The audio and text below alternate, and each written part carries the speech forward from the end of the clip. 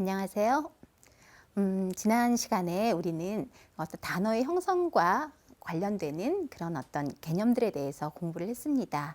단어란 무엇이고, 그 다음에 단어보다 조금 더 작은 단위인 형태소는 무엇인지, 그리고 또 그런 어떤 단어의 근간을 이루는 어근이라고 하는 것은 무엇이고, 그 다음에 또 어떤 단어를 파생시키는데 관여하는 접사라고 하는 것이 무엇인지 이런 것들에 대해서 살펴보았는데요. 자, 그러면 오늘은 단어가 어떻게 해서 이루어지는지에 대해서 살펴보도록 하겠습니다. 자, 우리가 보통 단어를 이야기할 때 단어는 크게 둘로 나누어 볼 수 있습니다. 하나는 단일어이고요. 또 하나는 복합어입니다. 자, 단일어와 복합어. 이름에서도 여러분들이 이 두 가지의 차이가 어떤 것인지 짐작을 하실 수 있으리라고 생각을 하는데요. 예를 통해서 어떠한 것이 단일어이고 어떠한 것이 복합어인지, 그리고 또 복합어는 어떤 유형이 있는지에 대해서 먼저 생각을 좀 해보도록 하겠습니다. 자, 산, 하늘, 높다라고 하는 것은 어떻습니까? 이것을 쪼개서 생각할 수 있나요? 산, 하늘, 높다. 하늘, 그렇게 했을 때 어떠한 의미도 생각할 수가 없어요. 그렇죠?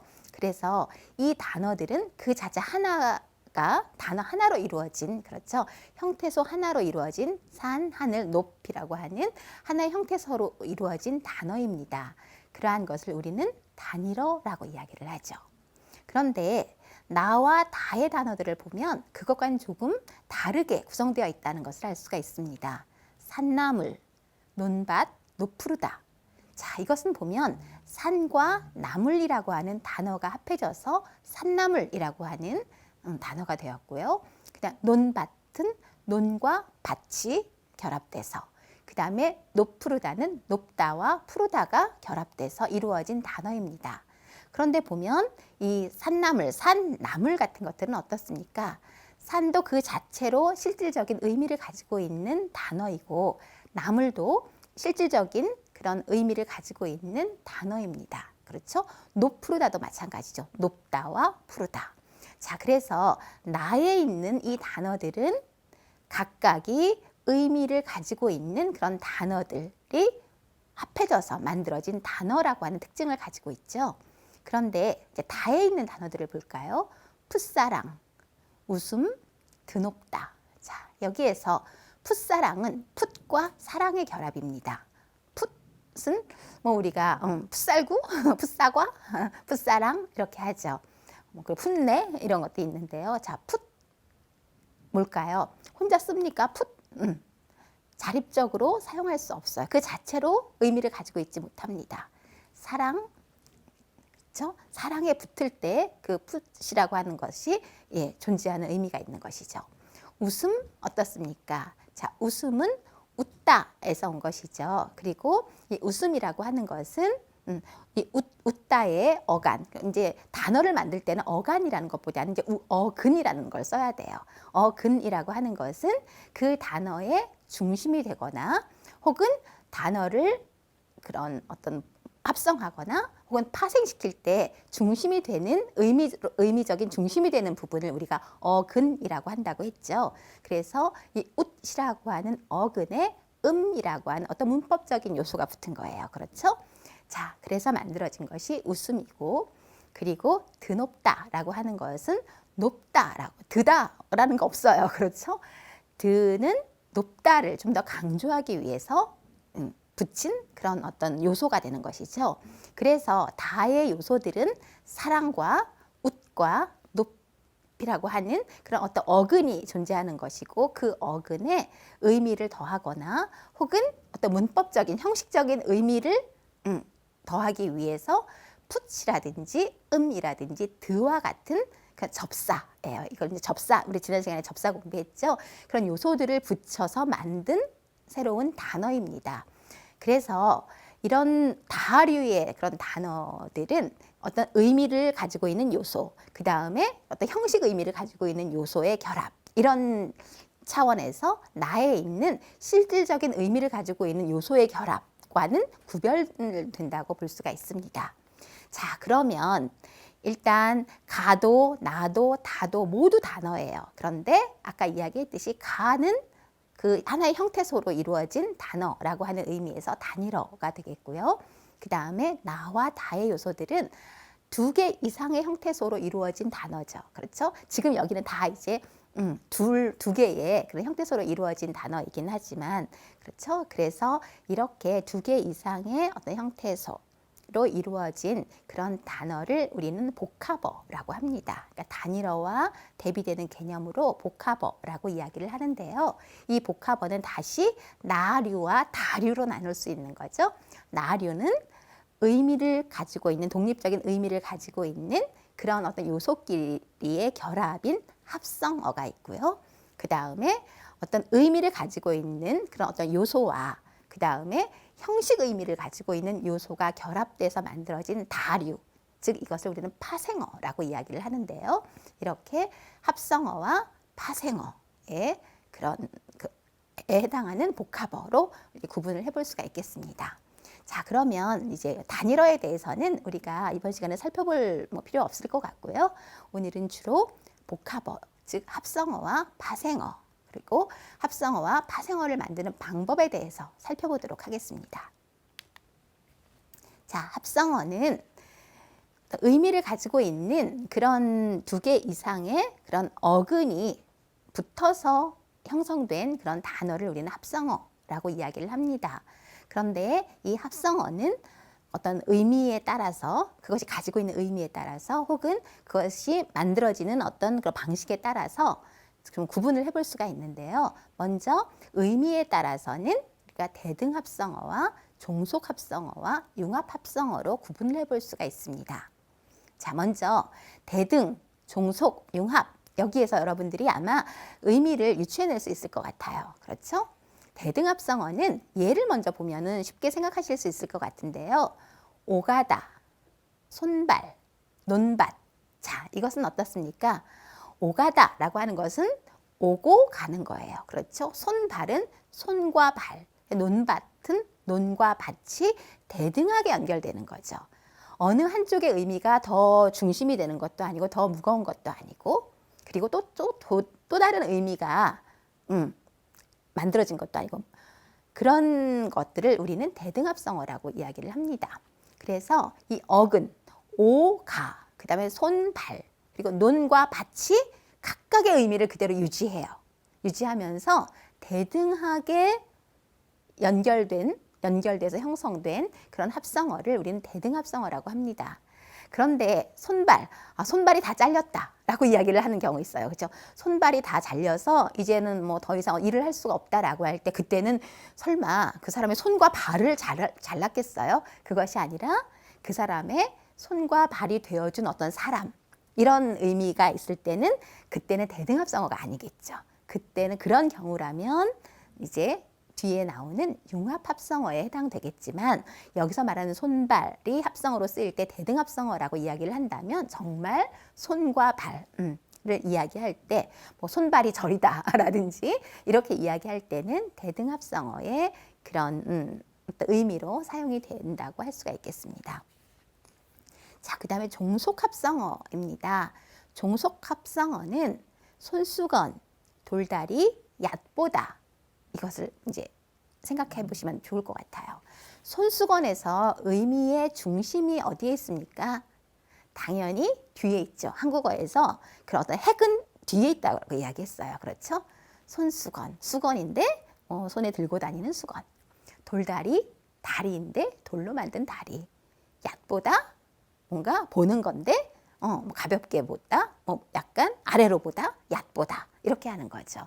그래서 어근이 지금 손과 수건, 돌과 다리 이렇게 두 개씩 있어요. 그렇죠? 그런데 이 중에서 하나의 어근이 좀 중심이 되고, 다른 어근, 즉 앞에 있는 어근이 뒤에 있는 어근을 꾸며주는 그런 역할을 하는 그런 합성어가 바로 손수건, 돌다리, 얕보다입니다. 이러한 것을 우리는 종속합성어라고 이야기를 합니다. 자, 그 다음에 이제 마지막으로 융합합성어인데요. 융합하는 거죠. 그래서 두 개의 어근이 혹은 두 개 이상의 어근이 있을 때 각각의 어근이 가지는 의미가 있죠. 그런데 그 의미는 대등합성어 같은 경우는 어땠습니까? 각각이 가지고 있는 의미를 합하면 그러면은 그것이 합성어의 의미가 되는 경우였어요. 대등한 지위를 가지고 그 의미를 합해서 만들어진 것이 대등합성어라면, 융합합성어는 그 각각의 어근이 가지고 있는 그런 의미를 합한 것과는 다른 새로운 의미가 창출되었을 때 그것을 우리는 융합합성어라고 이야기합니다. 아까 손발 같은 경우에 진짜 손과 발을 의미한다면 그것은 대등합성어이겠지만, 손발이 될 정도로, 그 사람의 손발이라고 할 수 있을 정도로 그 사람의 일을 옆에서 도와주거나 처리하는 사람, 이럴 때의 손발이라고 한다면 그것은 융합합성어의 그런 의미로 이제 사용되는 것이라고 할 수가 있겠습니다. 자, 갈등 의미 다 알아요. 근데 갈등, 우리는 이 갈등이 어디서 왔는지 생각하지 않고 그냥 갈등이 심하다, 갈등 관계다 이렇게 사용하고 있지만, 사실은 갈과 등은 보면 칡갈과 그다음 등나무 등이에요. 그렇죠? 이 두 개의 속성은 어떻습니까? 줄기들이 막 엉키죠. 그렇죠? 그래서 풀 수가 없어요. 다 엉켜 있기 때문에 문제를 해결하기 너무 힘든 그런 어떤 복잡하고 심각한 상태, 갈등입니다. 그래서 원래는 어떤 칡과 그다음에 등나무에서 이것이 지금 우리가 알고 있는 어떤 문제 상황이라고 하는 그런 의미로 이제 바뀌게 된 것이고요. 밤낮도 밤과 낮이라는 의미로 쓰일 수도 있겠지만, 그러나 밤낮 어떻다라고 이야기한다면 늘이라고 하는 그런 새로운 의미로 사용이 되는 것이죠. 피땀은 피와 땀, 지금 그 사람이 어떤 일을 하면서 피땀을 흘리고 있다라고 할 때, 만약에 그것이 어떤 맥락 속에서는 정말 피와 땀을 흘리는 것일 수도 있지만, 피땀 흘려 이룩한이라고 하면은 정말 온갖 노력을 다해서 고난 끝에 이런 의미로 피땀이라고 우리가 사용할 수가 있겠죠. 가시방석도 가시와 방석을 합성한 말이지만, 가시는 그렇죠, 뾰족뾰족하고 그다음에 그 방석에 이제 가시가 있으면 굉장히 불편한 그런 어떤 상황을 의미하는 그런 것으로 이제 지금은 바뀌어서 사용되고 있죠. 자, 그래서 이 융합합성어라고 하는 것은 각각의 어근이 가진 그런 의미를 합해서 만들어지는 그런 어떤 의미가 아니라, 새로운 의미를 만들어내는 그런 합성어를 우리는 융합합성어라고 합니다. 그래서 합성어는 그것이 갖는 그런 어떤 그 의미에 따라서 대등합성어와 종속합성어와 융합합성어로 구분할 수 있겠습니다. 자, 그 다음에는 어떻게 조어하느냐에 따라서 또 이 합성어를 분류해 볼 수가 있는데요. 합성어를 만들 때 그것이 일반적인 한국어의 어떤 문장, 어떤 형성과 같은 방식으로 만들어지느냐, 혹은 일반적인 그런 어떤 문장 형성에서 나타나는 방식과는 다르게 만들어지느냐에 따라서 통사적 합성어와 비통사적 합성어로 구분할 수 있습니다. 자, 통사적 합성어라고 하면 한국어의 어떤 일반적인 문장 구조에서 우리가 예를 들면 서술어가 두 개가 같이 나온다, 동사가 두 개가 같이 쓰인다라고 하면 어떻게 할까요? 뭐뭐 하고 뭐뭐 하다라고 하거나 뭐뭐 해서 뭐뭐 하다 이렇게 하겠죠. 그렇죠? 사과를 씻어서 먹었다. 그렇죠? 들어가고 나왔다. 이렇게 하겠죠. 그것이 일반적인 방식입니다. 그 다음에 어떤 체언이 뒤에 오는 체언을 꾸밀 때는 어떻게 해야 될까요? 예쁜 꽃, 그렇죠? 그리고 내가 산 꽃, 이렇게 뭔가 앞에 꾸며주는 말이 있을 때는 예쁜, 그 다음에 산과 같이 뭔가 이렇게 꾸며도 관형사형 어미가 들어가서 뒤에 오는 말을 꾸며주는 것이죠. 그 다음에 명사와 명사가 이어서 쓰일 때는 어때요? 그냥 이어서 쓰면 되는 거죠. 그렇죠? 그 다음에 관형사와 그 다음에 체언이 있을 때는 어떻게 합니까? 그냥 체언 앞에 관형사를 쓰면 되는 것이죠. 이러한 방식으로 만들어진 그런 합성어가 통사적 합성어입니다. 예를 들면 들어가다, 들다와 가다죠. 이것을 합해서 들어가다. 그렇죠? 씻어서 먹다, 씻어 먹다 이런 것처럼 들어가다 이렇게 했어요. 올려놓다, 올리다와 놓다를 합해서 올려놓다. 이렇게 일반적인 어떤 문장을 형성하는 방식으로 만든 합성어가 통사적 합성어입니다. 그 다음에 이제 관형사형이 나오는 경우들이 있어요. 볼거리, 큰아버지 이런 경우에 아버지의 형님, 큰아버지죠. 아버지의 동생, 작은아버지예요. 그런데 이럴 때도 우리가 보통 뭐 집 하면 큰 집, 작은 집 이런 것처럼 아버지도 큰아버지, 작은아버지 이렇게 해서 합성어를 만드는 거죠. 볼거리, 볼 것인데 그래서 보다, 볼거리 이제 관형사형어의 리을이 들어갔습니다. 첫눈 이거는 관형사와 체언의 관계고 손발, 산나물 이것은 명사들의 그런 어떤 그 배열 방식이에요. 자, 그런데 이런 방식이 아니라 일반적인 어떤 문장 구조와는 다른 어떤 방식으로 만들어진 합성어가 있습니다. 그런 합성어를 우리는 비통사적 합성어라고 이야기를 하는데요. 여닫다, 열고 닫는 거잖아요. 그렇죠? 그러면 뭐 열고 닫다라든지 뭐 열어 닫다라든지 아무튼 그렇게 해야 되는데 그냥 열 닫다에서 리을 탈락시키고 여닫다라고 했죠. 그 다음에 높푸르다는 어떻게 해야 될까요? 높고 푸르다잖아요. 그렇죠? 그런데 그냥 높 어간과 푸르다를 연결시켰어요. 높푸르다. 자, 그 다음에 먹거리. 먹거리는 사실은 사전을 여러분들이 찾아보면 알겠지만 먹을거리도 등재되어 있고 먹거리도 등재되어 있어요. 먹거리. 먹을거리라고 했을 때는 뭐 먹을 만한 것들 이런 거 먹을거리, 볼거리처럼 먹을거리. 먹거리는 인간이 먹는 어떤 그런 것, 대상 뭐 이런 것을 먹거리 이렇게 정의를 해놓고 있는데요. 사실 먹거리라는 것은 의미가 어떻든지 간에 어떤 먹는 것이라고 하는 것을 우리가 그 합성어로 만들 때 그런 일반적인 한국어의 문장 구조의 형성 방식과는 매우 다릅니다. 아까 이야기했듯이 언제나 뒤에 명사가 있고 거리 명사죠. 그 다음에 앞에 꾸며주는 말이 있다면 반드시 관형사형 어미가 있어야 돼요. 먹을거리라고 해야 되는 거죠. 그런데 그것을 무시하고 먹거리라고 하는 형태로 합성어를 만들었습니다. 덮밥도 마찬가지죠. 덮은 밥. 뭐 이렇게 돼야 되는 거죠. 자, 그래서 이렇게 여닫다나 노푸르다나 먹거리나 덮밥처럼 일반적인 한국어의 문장 구조와는 다른 어떤 배열 방식으로 만들어진 그런 합성어를 비통사적 합성어라고 한다. 이렇게 이야기할 수 있겠습니다. 그래서 통사적 합성어와 비통사적 합성어가 어떻게 다른지에 대해서 여러분들이 잘 구분을 할 수 있으면 좋겠습니다. 자, 그 다음에는 이제 파생어에 대해서 살펴보겠어요. 합성어라고 하는 것은 두 개의 어근이, 그렇죠? 두 개의 어근이 합해져서 만들어진 그런 단어를 우리가 그 합성어라고 이야기를 했습니다. 그런데 파생어는 어근에 파생 접사가 붙어서 만들어진 단어예요. 그렇죠? 그래서 어근이 뭐 두 개일 수도 있어요. 그런데 결국은 파생 접사가 붙어서 거기에 파생 접사가 붙어서 만들어진 단어를 우리는 파생어라고 이야기를 합니다. 자, 그래서 파생어를 만들 때 이제 접사는 그런 그 어미와는 다르게 어근에 붙어서 그렇죠?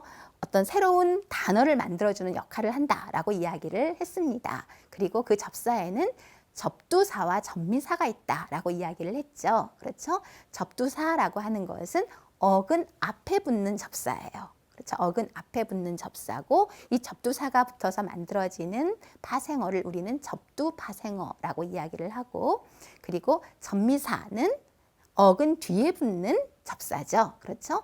어근 뒤에 붙는 접사이고 그리고 이 접미사가 붙어서 만들어진 파생어를 우리는 접미파생어라고 이야기를 합니다.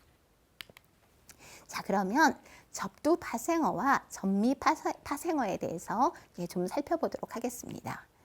접두파생어는 여기에 이제 몇 가지의 그런 파생어를 만드는 그런 어떤 그 접두사들을 쭉 지금 나열을 하고 있는데요. 이것이 다는 아니에요. 그 중에 좀 몇 가지 대표적인 것들만 좀 뽑아본 것입니다.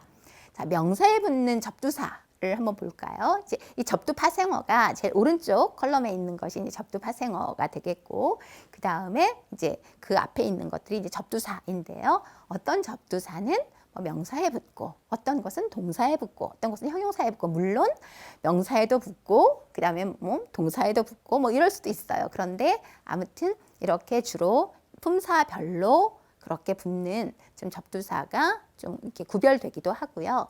그래서 보면 명사에 붙는 그런 접두사로는 한, 군, 그리고 맛, 개 이런 것들이 있어요. 한여름, 한밤중, 그렇죠? 아주 가운데, 그렇죠? 아주 가장 어떤 왕성하게 활동하는 그런 의미. 그래서 여름의 한가운데, 밤의 한가운데, 그렇죠?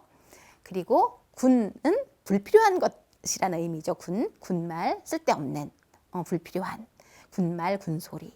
그 다음에 맛, 어떤 형제, 같은 그런 그 형제들 중에서 가장 위에 이런 의미이죠. 맏아들, 맏딸, 뭐 맏며느리, 맏손주 이런 것들. 그 다음에 개는 뭐 질이 나쁜 이런 걸까요? 아니면은 뭐 상태가 안 좋은, 뭐 그런 거 의미 없는 이런 의미의 개가 있죠. 그래서 개꿈을 꿨다라든지 뭐 개죽음을 당하다라든지 그 다음에 빛 좋은 개살구 할 때 개살구 개. 그 다음에 개떡 같은 것들 할 때 이 개가 있는 거죠. 뭐 요즘 사람들은 뭐 이 개를 좀 굉장히 즐겨 사용하고 있는 것 같은데 아무튼 이런 것들이 명사에 붙는 접두사에 해당되고요. 그 다음에 동사에 붙는 접두사들은 뭐 돼, 그 다음에 직, 그 다음에 휘, 덧, 뭐 이러한 것들이 있죠. 그래서 되가다, 그렇죠. 다시 가는 거죠. 되돌아가는 것, 되가다, 그렇죠. 그 다음에 되감다, 다시 감는 거죠. 풀어진 것을 다시 감는다, 뭐 이런 것들. 짓하면 마구 함부로 뭐 이렇게 짓밟다, 짓누르다 뭐 이런 경우. 그 다음 휘도 아주 심하게 이런 거죠. 휘감다, 휘갈리다, 휘날리다 뭐 이런 경우에 아주 심하게 휘. 그 다음에 엿, 몰래 이런 의미죠. 엿듣다, 엿보다 할 때 엿. 이러한 것들이 모두 동사에 붙는 접두사가 되겠습니다. 그리고 형용사에 붙는 그런 접두사로는 뭐 새, 혹은 시, 뭐 셋 이런 것들 그렇죠. 그래서 새빨갛다, 새파랗다. 굉장히 선명한 뭐 이런 의미죠. 그 다음에 아주, 드넓다, 드높다, 매우 이런 것. 그 다음에 명사와 동사에 붙는 그런 접두사가 있어요. 함께, 그러니까 덧과 그다음에 헛 같은 경우에 덧 보면 덧신, 덧니, 그렇죠. 덧하면 겹친다라는 그런 의미가 있잖아요. 그렇죠. 그래서 덧신이나 덧니 이럴 때는 이제 명사에 붙는 덧 접두사지만 덧나다, 상처가 덧나다, 그다음에 위에 덧붙이다 할 때 이 덧은 동사에 붙는 접두사가 되겠고요. 그다음에 헛 할 때도 헛소리, 뭐 헛꿈, 헛수고 할 때 소득이 없는, 내용이 없는 이럴 때 헛을 쓰지만 그다음에 동사 앞에도 헛디디다라든지 헛돌다라든지 뭐 헛발질하다라든지 이럴 때도 사용할 수 있는 그런 접두사가 되겠습니다. 그래서 이렇게 접두파생어는 의미를 덧붙이는 역할을 하는 거죠. 그렇죠.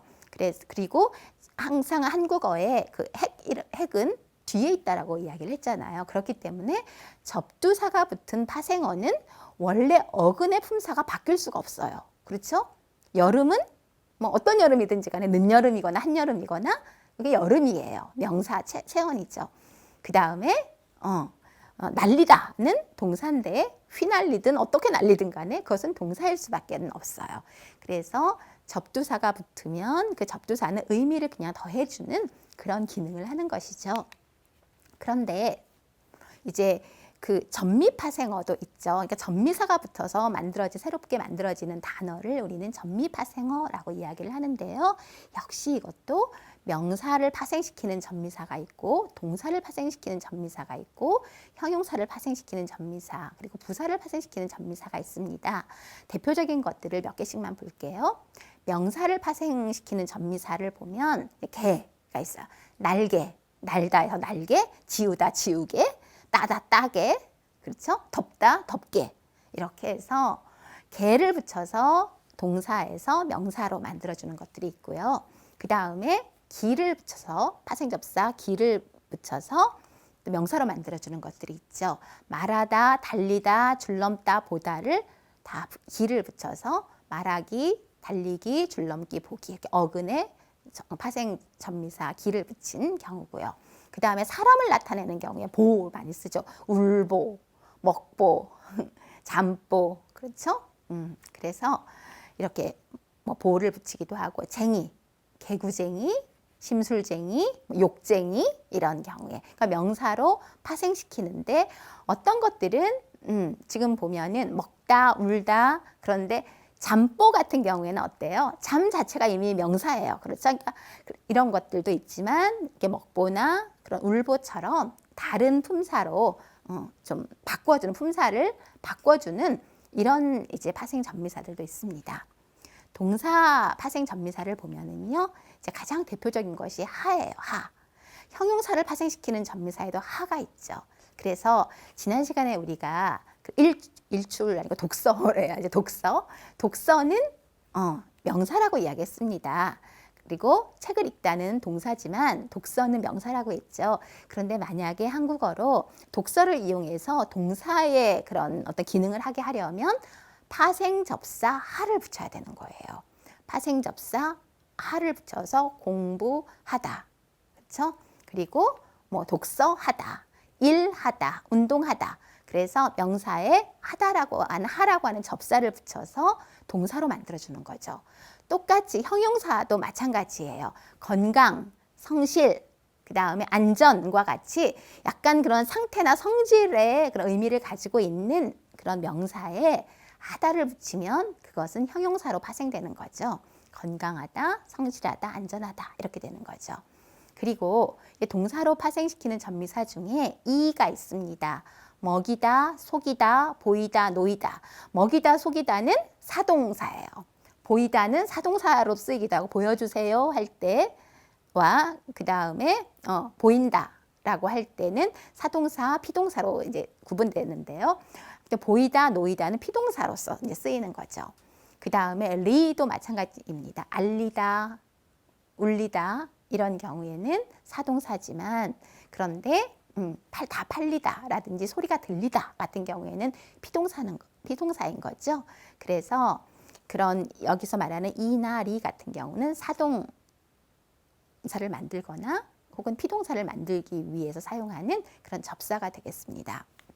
그 다음에 형용사 파생하는 접사 중에 이제 롭을 보면 우리가 평화롭다, 자유롭다, 지혜롭다 이럴 때 롭을 쓰는 거죠. 명사에 롭, 접사 롭이 붙어서 형용사로 파생되는 거죠. 그 다음에 부사 파생 전미사를 보면 이제 대표적인 것이 뭐 이나 히 같은 것들이 있습니다. 많다, 높다, 깨끗하다 여기에서 많이, 높이, 깨끗이 이렇게 되고 그 다음에 조용하다, 성실하다, 건강하다 여기에서 조용히, 성실히, 건강히 이렇게 되는 거죠. 그래서 이렇게 파생 접사들을 붙임으로써 이제 전미사죠. 파생 전미사를 붙임으로써 어떤 의미를 부여하기도 하고 그다음 어떤 문법적인 성질을 여기에 덧붙이기도 하는 것이 그 파생 전미사가 되겠고요. 이 파생 전미사가 붙어서 만들어진 그런 단어를 우리는 전미파생어라고 이야기합니다. 자, 그러면 그 합성어와 이제 파생어에 대해서 우리가 공부를 했잖아요. 합성어는 정리해 보면 합성어는 2개 이상의 어근이 결합해서 만들어진 단어가 합성어고 파생어는 뭐 어근 1개 이상의 어근이에요. 어근에 파생 접사가 붙어서 접두사거나 전미사가 붙어서 만들어진 단어가 파생어예요. 자, 그러면 지금 요 글에서 우리가 합성어와 파생어를 한번 찾아볼 수 있을까요? 여러분 한번 제가 쭉 읽어갈 테니까 읽으면서 한번 찾아보시기 바랍니다. 세상에서 가장 아름다운 풍경 중에 하나는 갓 모를 낸 논이다. 여린 모가 바람에 하늘하늘 흔들리고 논물에는 작은 이끼가 구슬처럼 촘촘히 떠 있고 햇빛을 받아 반짝반짝 빛나면서 표면이 하얗게 반사된 논은 산 그림자가 어른거리는 푸른 빙판이다. 어린아이처럼 여린 모는 잡초, 벌레와 싸우면서 농부의 정성어린 손길을 받아 쌀알을 보듬고 자라난다. 자, 여기에서 찾으셨어요? 합성어 어떤 것들이 있습니까? 자, 여기서 합성어는 제가 빨간색으로 표시한 부분이에요. 하늘하늘. 그렇죠? 하늘하늘, 부사인데요. 같은 하늘이 어근 두 개가 합쳐진 것이고, 논물, 논과 물이 합쳐진 것이고, 햇빛은 해와 빛이 합쳐지면서 사이시옷이 들어간 거 햇빛. 그 다음에 반짝반짝, 빛나다는 빛과 나다. 그렇죠? 그 다음에 어린아이, 어리다, 아이. 그리고 손길, 손과 길이죠. 쌀과 알. 그리고 자라나다는 자라다와 나다예요. 그렇죠? 자, 그 다음에 파생어도 있죠. 아름답다는 아름 더하기 답이라고 하는 접사의 결합이고요. 그 다음에 흔들리다는 흔들다에 피동 접사가 리가 붙은 거죠. 그렇죠. 전미사 리가 붙었고요. 그 다음에 촘촘히는 촘촘하다라고 하는데 히, 파생접사 히가 붙었죠. 부사로 만들어주는. 그 다음에 반사되는 반사에 되다라고 하는 접사가 붙은 것이고요. 그 다음에 어른거리다는 어른 할 때 부사의 어른에 그 다음에 거리다 이것을 그 형용사로 만들어주는 동사로 만들어주는 거리라고 하는 접사가 붙은 것이죠. 자, 그래서 이렇게 여러분들이 이제 새로운 단어를 봤을 때, 아, 이건 단일어구나, 이건 복합어구나, 이건 복합어 중에서도 어근들끼리 결합한 합성어네, 혹은 이건 어근과 접사가 결합된 파생어네, 이런 것들을 잘 구분하실 수 있으리라고 생각을 합니다. 지난 시간과 이번 시간에는 어떤 단어를 구성하는 요소들, 그리고 단어의 어떤 형성에 대해서 공부를 했는데, 아마 이제 단어에 대해서는 충분히 여러분들이 이해하시고 그다음 이 내용에 대한 자신감을 가지실 수 있으리라고 생각을 합니다. 그런 어떤 형태에 대한 이야기는 이제 오늘 여기까지 마치도록 하고요. 다음 시간에는 어떤 한국어의 음성과 음운에 대해서 공부를 하도록 하겠습니다. 오늘도 수고하셨습니다. 감사합니다.